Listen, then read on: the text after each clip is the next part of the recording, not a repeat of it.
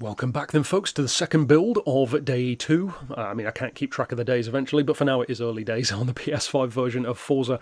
Like I said earlier on for my build on the Senna, this is another car which I picked because it is a fan favourite, so I'm trying to cover a lot of those fan favourite cars first. On this occasion, I would personally say it's a bit of a waste of time modifying this car because it's nowhere near as quick as you'd think, nowhere near as powerful. As you can see, 911 horses, which is not bad by any stretch, but in this game that's like half of what some of the cars have. If you are a fan of it though, this will at least give you more performance. So you want the all-wheel drive swap, of course. Like I've always said, this is of course on my storefront. If you want to just download it instead of going through all this yourself, you can use the code 111536311 and that will just put it straight on the car for you, exactly as I've done here. So no aero package, and as you can see, the standard wheels, because as it turns out those rims are already as light as they can be, and personally I quite like the look of the standard rims. So if you're happy with how it looks, just download that version. And of course, if you'd rather do it this way, then go for that. As far as the wheels, tyres, etc., we've got the racing slicks, of course. The tyres are naturally wider. Like I said, standard rims. I have gone for the wider track on the wheels. As far as horsepower, I've said it before, but just for everything, you should come up with 911 horses, so that's pretty simple. As far as the weight loss, the brakes, that kind of stuff, we've got the racing springs. Of course, the racing anti-roll bars. Naturally, the roll cage, as you would assume. Weight loss, pretty much goes without saying.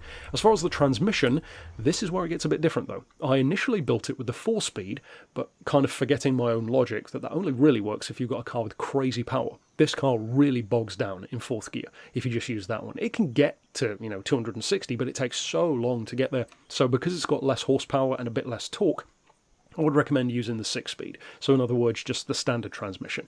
And those 6 gears are more than good enough.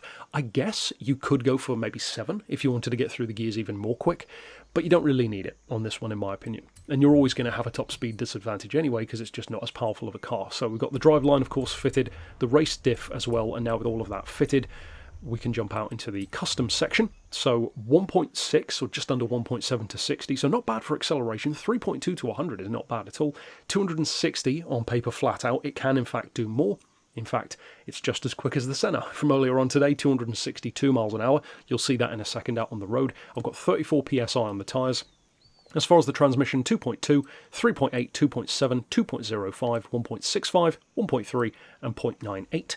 As far as the alignment, the camber is 2 and 1, then nothing for toe, 6 degrees of caster, anti-roll is 35 and 27, springs on 110, 160 and the lowest ride height, dampers on 10, 14, 7 and 9, aero of course doesn't apply, brakes, I've said it before, it's always down to your personal preference, and for the diff, 25% for the front end, 75 for the rear end, and a 70 split. Like I've always said, if you find it a little bit too heavy with the 4-wheel drive on the front end, just change that to say 75% or 80% and you can adjust it and see which you personally prefer. So that's it for the build. If you download it quickly using the code, or if you follow this one yourself, maybe change the wings and the aero, etc., or I should say the wheels and the aero, then either way you'll have fun. But speaking of fun, let's jump out on the road and I'll show you what it can do in practice. Now in the case of this car, like I said, it is no way near the performance of most of the other supercars in the game, which is such a shame.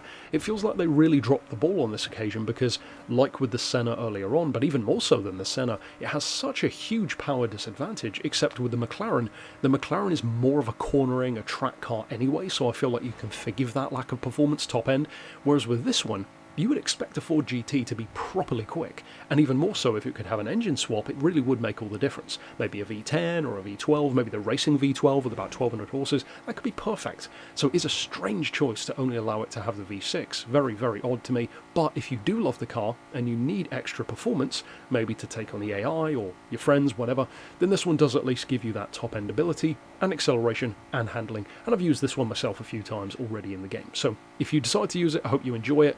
Later on today, the final build for today will be the 911 GT2 RS, which is another fantastic car, another fan favourite, and of course check out the Senna from earlier on today as well as hundreds more in the game, and what will probably end up being hundreds more here on the channel as well. So stick around for those, I'll see you next time, and thanks for watching.